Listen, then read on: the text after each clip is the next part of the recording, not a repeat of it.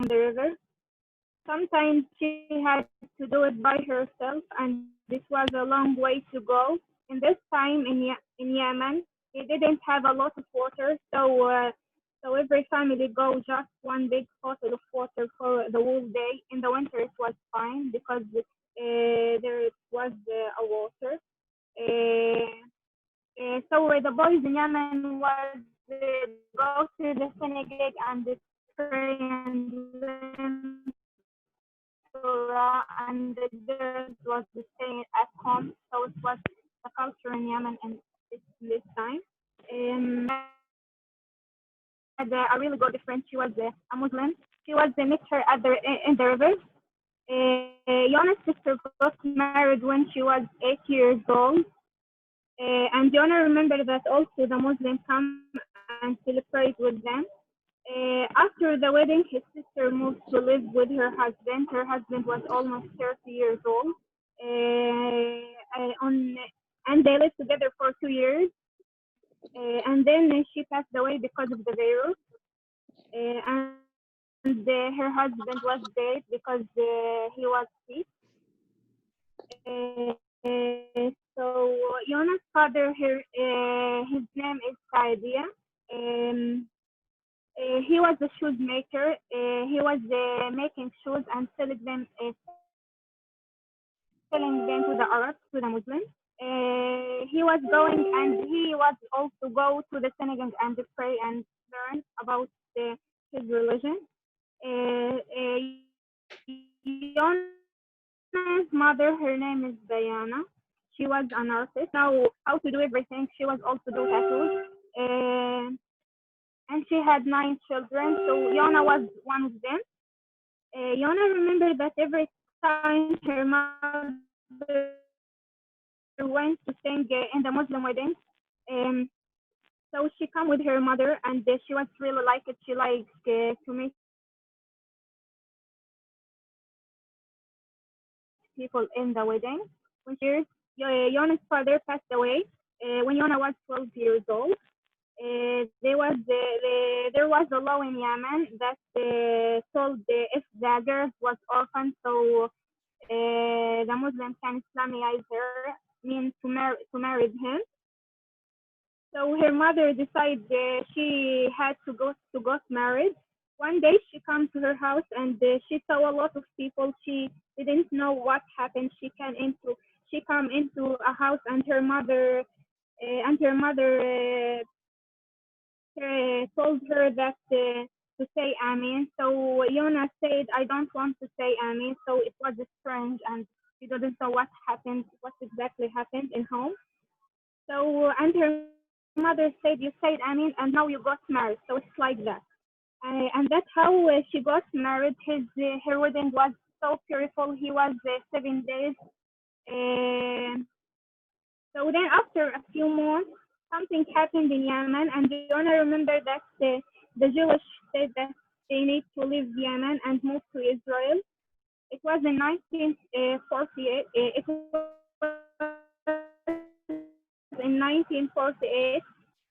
They heard that they have okay. So um, yeah. Okay, it was in 1948. They heard that they have a country to live in. So to go to Israel, it was a long way. At first, they had to walk 3 days walking to a big village. A lot of people died and got robbed in Israel. After that, the Muslims they come to a village. So they are to a village. When the Arabs told them that the Muslims told them they need to sell everything they have. So they had to do that if they wanted to move to Israel. Then they had to wait a few days for the plans to come, and it was because it was too dangerous. The plans come and they got to Israel. A lot of people died on the way, and when they got to the plans, they kissed the ground and they started to pray and dance and they were so happy. So and Jonas Jonas' family, it was when they was arrived to Israel, they lived in a tent for a year in Rosh Hashanah, and then they moved to live in a house there. So yeah, that's one story. Thanks. Okay, Tal, go ahead. So, hi everyone. My name is Tal Zaidman. I'm almost 17 and I'm from Petah Tikva, Israel. And I'm gonna tell you Sanabel's family story. Her grandparents were born here in Israel/Palestine before 1948, and just a little bit before and they got married also before 1948. So a little bit before the IDF, and the government decided to occupy the Negev, and they expelled everyone from who lived in the village that they lived in. So her grandparents didn't know what to do and where to go, because like, think about it, if someone's coming to your city or town or where you live and tell you to take your stuff and go, it's really confusing, and they were upset. So they decided to move to Jordan for a couple of days, and they moved to Jordan, and then they returned to Israel / Palestine, to a village that's called El Arakib. So this village, he was destroyed a lot of times. Actually, it was destroyed for 169 times. And they tried to rebuild it every time. So when they came, the government decided to tell them to go again, to expel them again, and the army came, so they had to leave this village. And a lot of people died because they're trying to fight the soldiers. So so they didn't know what to do, so they had to leave this village again. So they left this village and they went to an Bedouin village that's called Rahat. It's in the south of Israel. So also this village, the El Arkib village, the government, this village was owned by her grandfather, Swilan. He was the owner of the land of this village, and the government took 60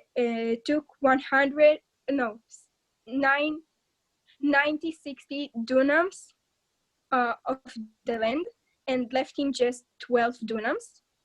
And he didn't know what to do, and it's still going on with the court and lawyers and everything. And they moved to Rahat, and now they live in Rahat, the whole family. And her grandmother, she's still alive. She's 94, and she loved to sing, and she loved to tell stories, and everyone loves to hear her stories.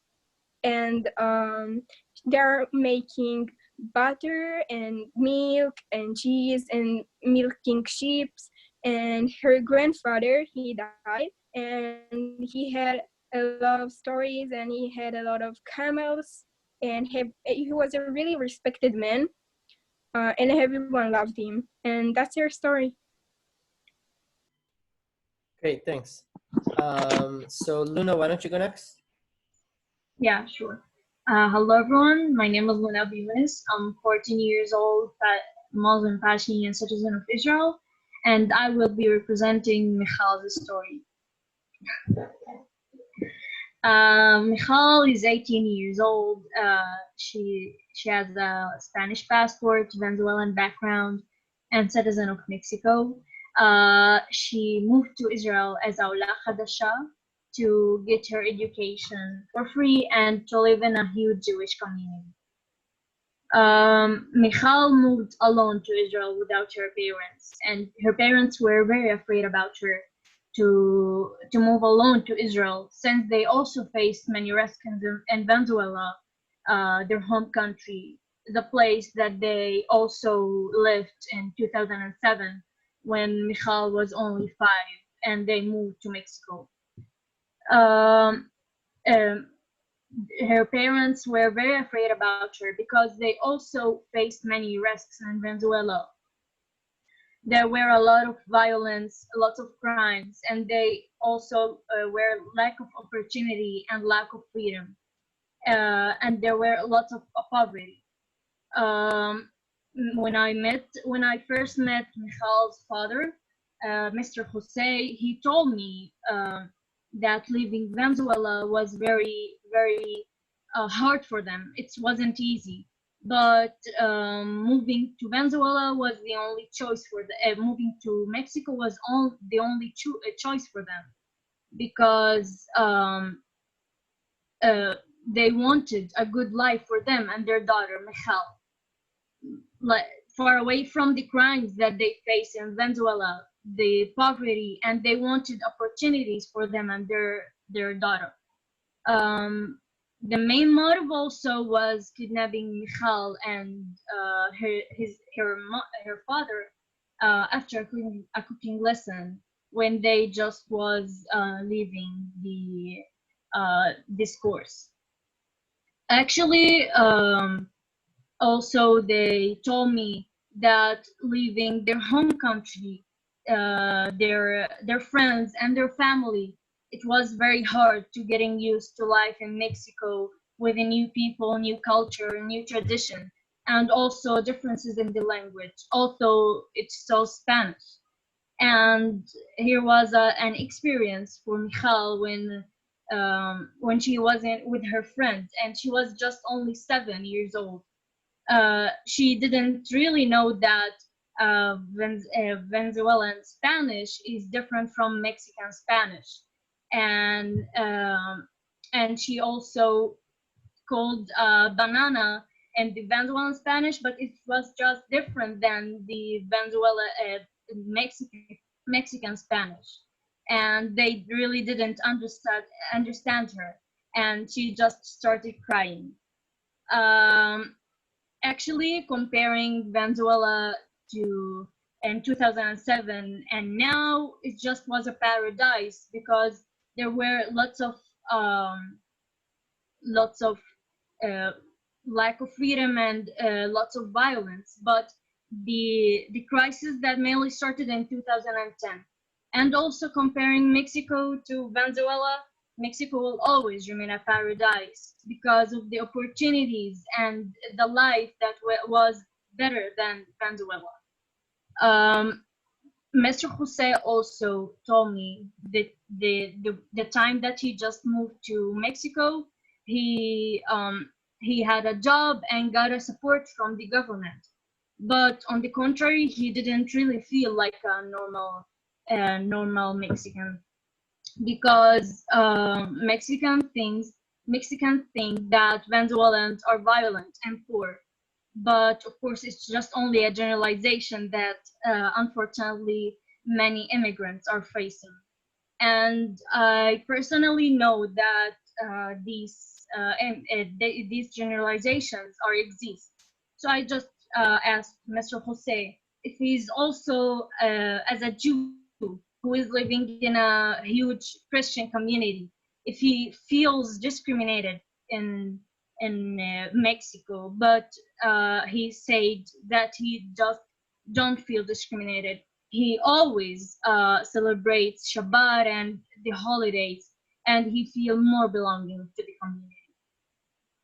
Mr. Jose also, as a Venezuelan who lived his life in a communist community, he really emphasized that he supports capitalism. He said that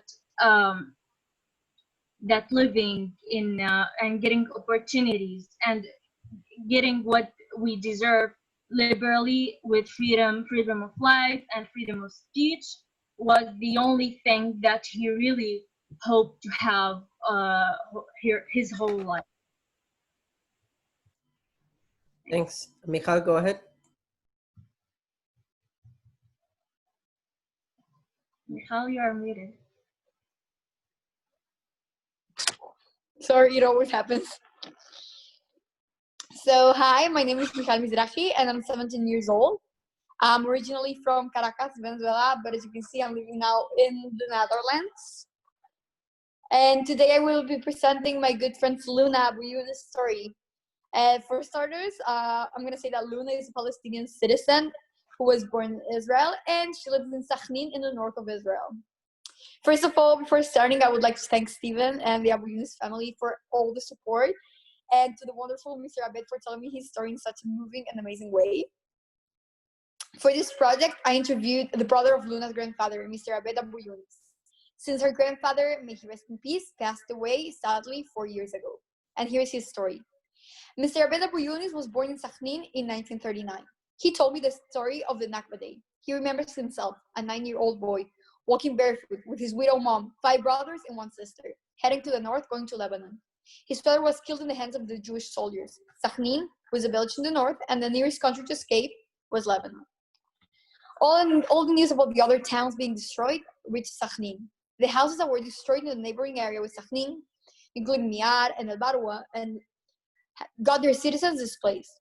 His mother, Sarah, didn't think it twice after that. She knew a catastrophe was going to happen, and she was absolutely right. Her fear about her children made her decision to emigrate to Lebanon, even all by herself. Reaching the borders of Lebanon with nothing in her hands, only the clothes on their bodies, walking many kilometers, she finally reached Lebanon's borders. But then something happened. All the mayors of each town followed the citizens and told them, wait, come back. Stay here. No one will destroy our houses. We will fight the occupation together, and we will live here because this is our country. And that's what's called the Arab Revolt of 48, the people who stayed there in their land under the occupation. When up to 254 Arab villages were occupied, thousands of people were killed, many houses were destroyed, and families were dispersed. Before the occupation, Mr. Abed remembers that many Palestinian Jews were living together with Muslims and Christians. But then the occupation started, and the British started training the Jews that came to use guns in order to occupy the land and make a Jewish land for their own. When Mr. Abed grew up, he worked hard to help his family, considering he was one of the big brothers in his family. He had to work to sustain his family together with his brothers at such a young age. He worked as a gardener for a Jewish family, and he stayed in their house too. Jobs were so scarce, but he was lucky to have one. Since in Sakhnin, in a city that was designed for 10,000 people, there was an existing population of 35,000. As you can see, it was overcrowded and awful. After the independence war, the environment around Sakhnin was, of course, very hard. People's financial situation wasn't good. Lots of children were orphans, and many women had lost their husbands, the biggest support of their families, which just made things harder for them. Surprisingly, he studied in a Jewish school. His mother wanted him to have a better level when it came to studies, as she knew it was the key to life. He said that sometimes he felt discriminated since he was a minority, which is comprehensible, and was different from most of his group, but moreover, he actually felt included and thankful to actually be able to get a better education than most of the Arab population, as he knew this was a privilege. Mr. Abed said that racism has existed everywhere, since all the time. But not all people were racist against the Palestinians, contrary to what almost all people would think. Saying he said, the months I worked for a Jewish family and saved for their house were one of the best times of my life. I felt so accepted and felt included and welcomed by the family I was living with. As for now, he believes in peace. No matter how many things have changed and how much racism has increased, he believes that we can change the way our society works. He tries to preach love and peace to his family, as he knows that there is no future for our land, which we both sides love, with all the hatred still very deep down inside. Meanwhile, me and Luna are waiting for the time to meet up, since sadly the corona stopped us from doing so. We can't wait to tell each other our stories face to face, since this project has brought us so much closer and has accentuated our similarities and accept our differences. Thank you, Luna, for taking me part of your family during this whole time. Thanks, Micha. Okay, Yoad, why don't you go ahead? So, hi, my name is Yoad Hershkovitz. I'll be 18 real soon, and I'll start my military service in about 4 months. And I'll be representing sides story. I'll be talking about Salim Azam, his great-grandfather. Sorry, I have a technical problem with my Wi-Fi. Okay, yeah. So, Salim Azam, he was born in 1919 in Jaffa of Nazareth, which is a city near Haifa. He was also known as Nabil, the first Arab photographer in Israel and in the whole region at that time inside Israel after 1948. Actually, a very funny story about Nabil is that he was the one who took pictures of my civics teacher's mother wedding. So yeah, he was very popular all around the Arab community. So we're going to talk about a bit about him. So he was a first child to survive inside his family after 3 years of marriage of his parents, which led to a myth inside the Arab community that when a baby stays alive, it needs to be hanged from a well, and by that, the curse upon the family will be taken off, and all the kids and all the rest of the kids would stay alive. He did that's something that did happen, and his brothers stayed alive, and yeah, he was the first one to stay alive. He was he was the firstborn, and since his parents didn't have any daughters, he took the role of his mother's helper, some role that will be usually taken by the daughter. And he was the one who was in charge of helping of cooking, cleaning, taking care of younger children.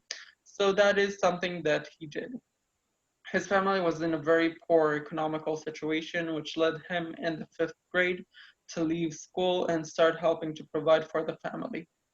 He worked for the Iraqi Petroleum Company, which was a company that was in Israel at that time that built parts of Haifa, especially the big plant there. He mixed along with other kids his age. That was something that was very popular for kids his age to start working and help provide for the family. Something that was interesting about him is that he was fascinated by the Morse code. The Morse code is managed in English, and as a kid who left school in the 5th grade, he didn't get much knowledge of the language, and so he decided to learn the language all by himself, and by that learn to operate the Morse code by himself.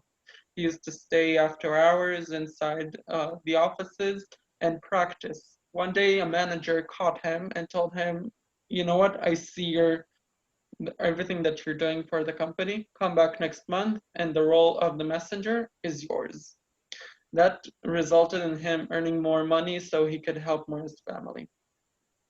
Another thing that was very known about him is his love for music. He had many acquaintances and friends who were very famous. One of them was a singer and composer, the father of Khalim el-Rumi. During a chat they had, an idea popped into his head. Why not study to play the oud? His passion for music made him to really study the oud and practice it, and he loved it so much. A funny story actually is that he used to play the oud so much that once his mother asked him for help, and when he told her, "No, I'm playing the oud right now," she literally went to him, took the oud out of his hands, and smashed it into his head. A lesson here that we should all listen to our mothers. One day he decided to learn photography. He bought all the needed equipment and he studied everything to be a photographer. This is something that will help him in the future. Later on, he met the wife of his dream, Feiruz. They got happily married. Feiruz was very connected to the priest of Jaffa of Nazareth. Together, they played, they had fun, and they learned. They created a choir, and for their first year of marriage, Salim bought Feiruz a harmonica. When the first daughter was born of Feiruz and Salim, the bombarding on Haifa during the Nakba was really, really strong and really dangerous. The mother of Feiruz came to Haifa and took away Feiruz and her daughter, thinking it will be just for a few days to keep them in shelter. Salim had some more business to do, and so he decided to stay inside Haifa. That was a very bad decision, not knowing that the IDF took the Arab citizens inside of Haifa and took them on a boat to Beirut. Salim managed to escape that sentencing and went back to Yafia. Then he reunited with the rest of his family. He went with his wife, and due to the connection they had, they managed to get an apartment inside Nazareth, and so they decided to move to Nazareth. When they lived in Nazareth, they started to work as photography, and in 1950, when the ministry decided that all the Arab citizens inside Nazareth should get their IDs, they were the ones who took the pictures. Something that we should know about Nazareth, it was one of the only Arab cities that wasn't demolished and its peoples haven't been expelled. That is because they have surrendered to the IDF, not like cities like Safuria, El Majdul, El Ful, and Baalul, who were all demolished to the ground. Nazareth also enjoyed the company of the Vatican, who helped them save their city and their people. When they started to take pictures for people's IDs, that made them known as the first Arab photographers. They got a bigger studio over time, and when they got a bigger studio, their first son was born, Nabil, who is now a very famous composer in the United States. Salim has left a great amount of pictures of Arab citizens whose pictures they took, him and his wife. They learned together about the Arab community inside Israel, and there is a whole room, a whole house full of pictures, tens of thousands of pictures. He left the love of music to the rest of his family. The rest of his brothers migrated to the USA when they were expelled from Israel. Salim was a very known man. He loved music, and that is the legacy he left for his family. The pictures, the love for people, and music. Thank you. Thanks. Saad, go ahead. Thank you, Yad, for the story. And thank you all for being here. Today, it will be my honor to tell the story of Maurice and Leonore, Yuad's great grandparents, the parents of his grandmother from his mother's side, his nono and nona. Leonore, born in September 1920, the only child to Itzhak and Esther Vendahan. Her father died when she was only a few months old. Her mother, Esther, was born in Saloniki during the fascist period, in which it was very dangerous for Jews. That's why Esther's mother, Luna Corral, got for her two daughters and herself tickets to Alexandria in Egypt, so they can have a better life there. Esther's sister didn't survive the journey, and the rest of the family that stayed in Saloniki died in the Great Fire there. When Leonore was 7, her mother Esther died, and her aunt, who lived in Alexandria, has destined her to marry off to old rich Mel. Fortunately, Nono's family took care of her and brought her in their home and raised her just like their daughter. Maurice and Leonore were married on the 28th of June, 1941. Leonore was a stay-at-home mom, and Maurice was a CFO for the Secorel Corporation, which is very, very famous group that's still very famous in Egypt, around Alexandria. The family lived in Camp Cesar, a French neighborhood in Alexandria. Yuad's grandmother's cousins, Simona Efrach, who lived in the house with them, said, "The house was more like a castle. There were 12 bedrooms, maids, cooks, drivers, a big garden, and even a beachfront view." In the 40s, when the tension between Arabs and Jews started growing, Arab countries feared that the Jews would conspire with the British to take parts of Palestine. Violence against Jews was beginning to be more visible. Maurice decided to help the Jewish community escape Egypt. His mom used to say, "Wala ya Maurice, don't give me a heart attack," which I imagine my mom would say in Arabic, "Wala ya Maurice, رح تجيب لي الجلطة," knowing that any act of Zionism or support of Israel will be treated with being in front of a judge, getting expelled from Egypt, or even worse. In 1945, the situation worsened, with the public opinion being against Israel, and Nasser, the future president of Egypt, going in the streets, voicing anti-Zionist statements. The Egyptian society was hostile towards minorities, which is still true to some extent today. It was very clear Jews are not welcome in Egypt. The staff in the house started to stand on the front lawn of the house to make it seem like the family who was living in the house were Muslims. Simona, his grandmother's cousins, was almost kidnapped in the market, but fortunately her Muslim nanny saved her. In 1948, Nona and Nona decided, we're leaving Egypt for Marseille tonight. They didn't tell anyone in fear of getting caught trying to escape. They took their jewelry, nothing else, and they didn't tell anyone. They lived in Marseille for 2 years before arriving in Israel. Maurice, who spoke 6 languages, got a job as the deputy of the manager of the refugee camp in which he lived. In Israel, they lived in Beersheba. We have to understand that Beersheba in 1948 was very hard to live in because there were Mizrahi Jews who lived there and they had to live in a tent. No electricity, no water, no sewage system. It was very, very hard to the family to live there. And despite all that, Maurice managed to work several jobs at the time to keep everyone fed. And they even took in kids from the street who didn't have parents and treated them as their own. Even when they were bankrupt, they gave to those who needed it. Nono died a month after paying all of his debts in 1976. Nona kept on their legacy. She sadly passed away on the 2nd of January, 1997.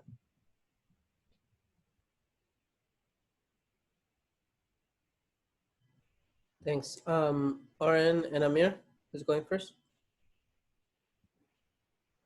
I guess I'll go first. Go ahead. Okay. So, hello everyone. Thank you for being here. My name is Oren. I'm 17 years old, and I will be introducing Amir's story and his mother's story. So, Amir is a 15-year-old Arab Muslim Israeli who comes from a religious Muslim background. He fasts in the Ramadan, keeps halal, enjoys reading the Quran, and likes to eat traditional Arab food, such as maklube and shish barak. Amir lives in Taiba with his mother Rose and his sister Sarah. He lives without his father, since his mother decided to divorce his father when she was pregnant with him. Rose met her husband while she lived in Taiba and he lived in Gaza. They met thanks to his work permits in Israel. When they married, Amir's father lived in Israel only thanks to his wife, who was an Israeli citizen. So when they got divorced, Amir's father returned to Gaza and never came back. Amir never had the chance to meet his father.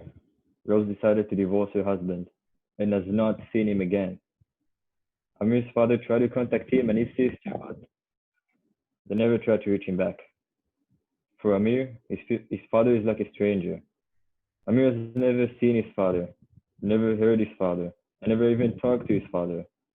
So today, he has nothing to talk to him about, and no interest to contact him at all. When Rose decided to divorce her husband, her family did not take her divorce well. Especially her mother, Amir's grandmother, was mad at her for doing such an inappropriate act. Amir's mother knew that her decision will have consequences, and she knew how her family might react.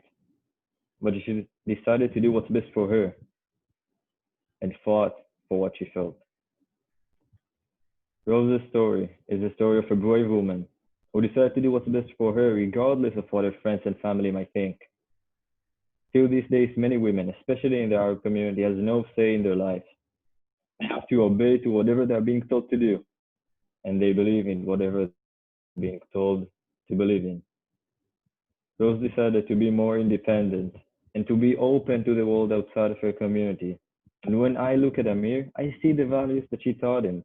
Amir is a wise young man who strives for peace, and in addition to debate for peace, in which teenagers from all over the state of Israel, Jews and Arabs, Israelis and Palestinians discuss and negotiate respectfully, is in another school program named Mature Life, in which students from his school in Taiba meet students from a Jewish school in Ramat Sharon. When I asked Amir what his interaction with Jews is like for him as an Arab Israeli,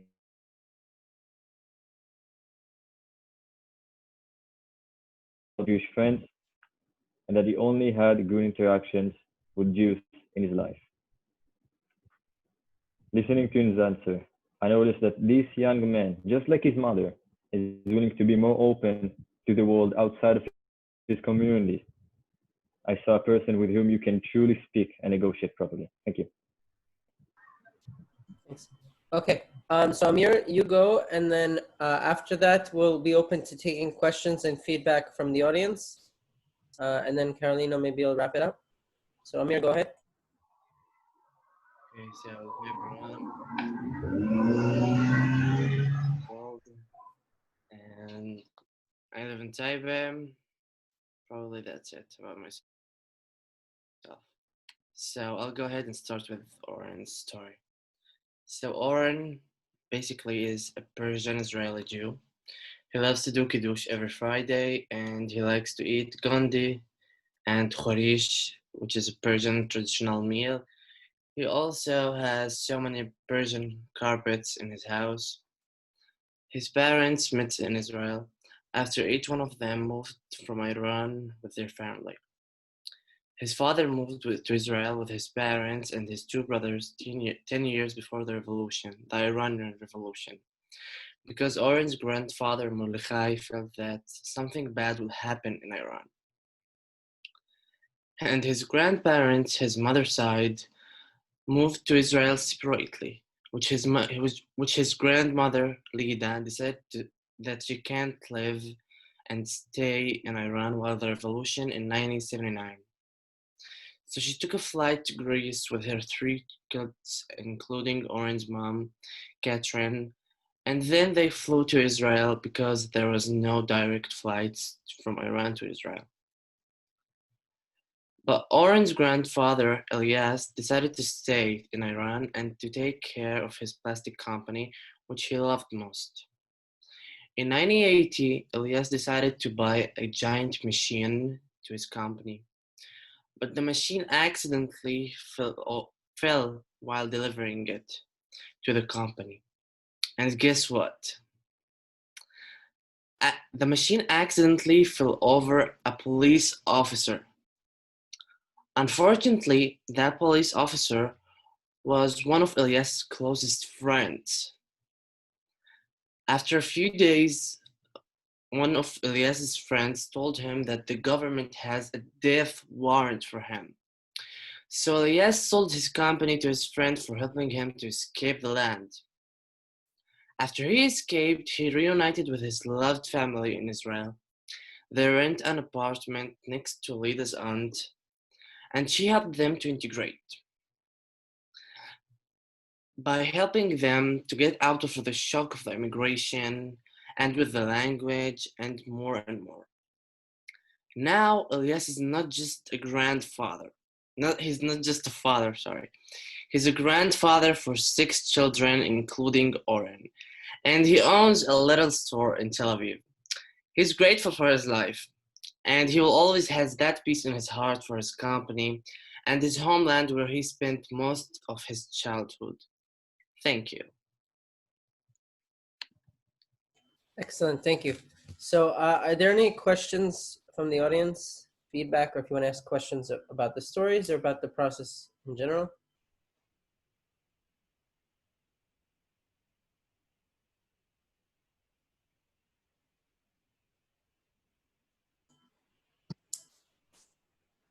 Hi, Shmuel. Hey, go ahead. Hi. Yeah. My name's Kristen. I'm calling from Geneva. I was curious about the process. I don't know, maybe I missed the first couple of minutes of the call. I'm not sure. But was every student obligated to speak to actual members of the families of the people that they were interviewing? What was that like? And I think for the students specifically, how difficult was it to put yourself in the shoes of the families of the people that you were speaking to?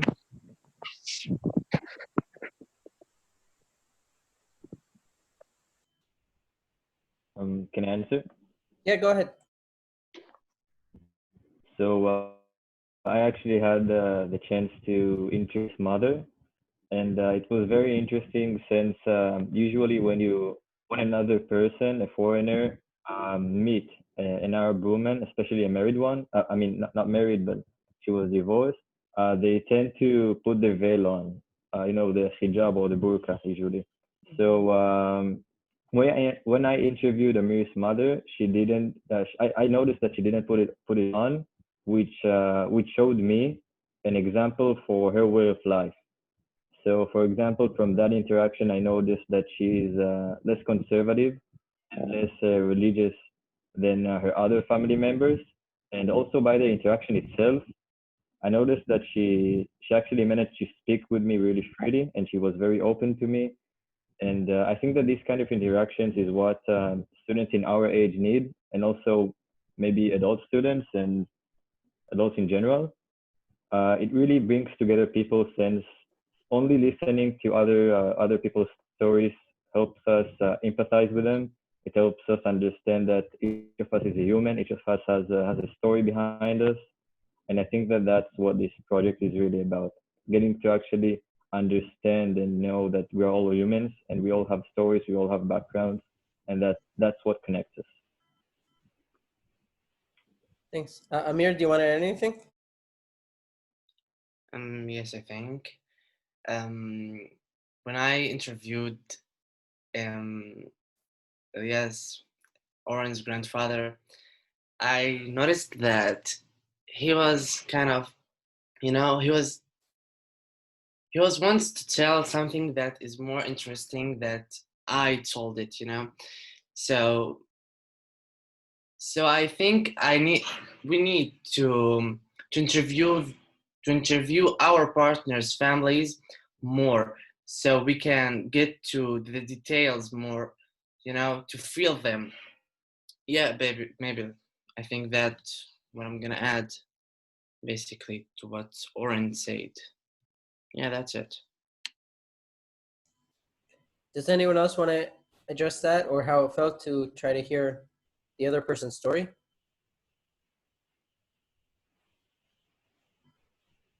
Michal, you wanna just say something quickly? Yeah, I mean, for me with Luna, it was amazing because Luna and I really got to understand each other in a way where we both come from like problematic backgrounds and problematic countries. So it was not so hard to relate each other. It was difficult to see how her family suffered, but at the end, I think we both understood each other, and that made the connection way easier and way more smooth. Thanks. And Ismail, I think you wanted to ask a question, right? Yep.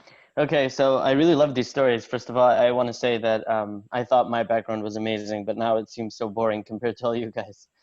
So my question would be this to everybody, it's open-ended. How are you guys directly affected by the stories of your grandparents on a day-to-day basis? So for example, Saad, if I recall, his grandfather or great-grandfather was a photographer, famous. So do people know him? Do people recognize Saad and say you're the grandson of so-and-so? Or for any of anyone else, how are you affected on the daily by the lives of your grandparents? Thank you. Right. Since you mentioned me, I will start. Uh, he's my great grandfather. My grandfather became a photographer and his wife as well.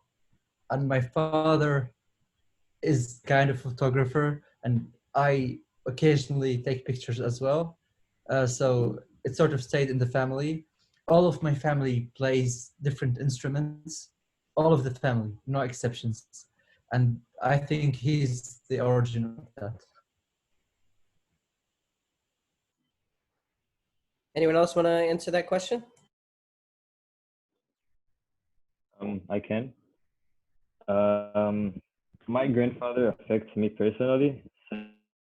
Um, First of all, I am Israeli, I am Jewish, but overall, in addition to that, I am also Persian, which is something that many other Israelis have. Meaning some are Iraqi Jews, some are Yemeni Jews, but being Persian is something different. It's sort of like being an American. We have this national pride, which is very different than other cultures from the way I see it, because all the Persians that I had the chance to speak to, whether it's my family or my friends, we also have this little piece in Iran. Even though most of us never had the chance to even get to Iran, we listen to Persian music occasionally. We eat traditional Persian food. I personally even have a traditional Persian carpet in my room. And I think this is part of us. This is part of who we are. And particularly my grandfather's story. I think that his story inspired me by showing me that by the fact that a Muslim friend is the one that helped him get out of Iran as he was a fugitive. It shows me that we can all be friends and we can trust each other because his life his life was saved only thanks to his Muslim friend who reached out to him and helped him escape Iran. So I think that is also something that affected me and inspired me to gain friends from different religions as well. And also one of the reasons I'm in Debate for Peace. Great, thanks. Does anyone else either want to add to the answer or anyone else want to ask a question? Think of me. I don't know if everybody has this thing in their life, but us as an Arabs, we're being recognized as our family, you know. So when you meet someone or a stranger in the street, so they call you even in your grandparents' name. So they call, oh, so this is Amir Mahmoud's grandson, sorry, or this is Amir Lamia's grandson. I don't know if everyone is facing this, but Second. Arabs, yes. Great. Is there a last question? Does anyone else want to, or just offer any feedback? Hi, I'm Mark Hoffman. I'm part of an encounter in Washington, D.C. We're just getting started as an offshoot of IEA. And I want to let all the people who spoke today know that it was very touching stories. It's very real when you hear stories directly as opposed to newspapers or television. And there's stories of conflict, displacement, you know, but each of you have told about successful changes in lives, and I'm happy to hear you express them, and I want to thank you. Thank you.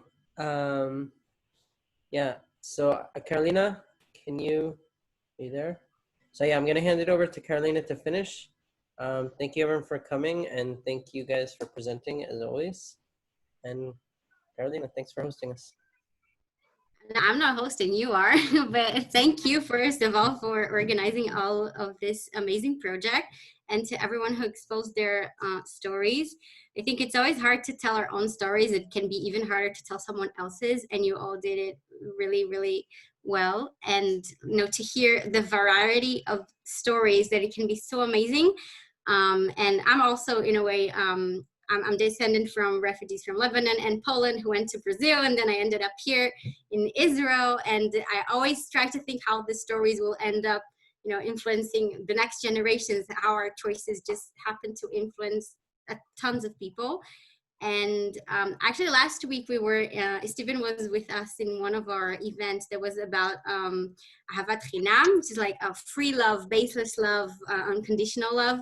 And we talked about this opposition between Sinat Chinam, like free hate and free love. And we're talking about like how we can, you know, overcome hate and go to love. And definitely it has to go through empathy. And there is no way to recognize, I think, the human being on the other side other than, you know, hearing their stories. And despite the fact that each of us, in each of you have like very, very specific things to their story, you know, the photography, the Morse code, like every very, very specific details, but we're all really, really connected through the stories you told, like how we ended up here at the end and how we're sharing this land together today. And I'm really impressed, and I thank you very much for this experience. And thank you, Stephen. All right, so have a great night, afternoon, depending on where you are. Or be safe, wear your masks.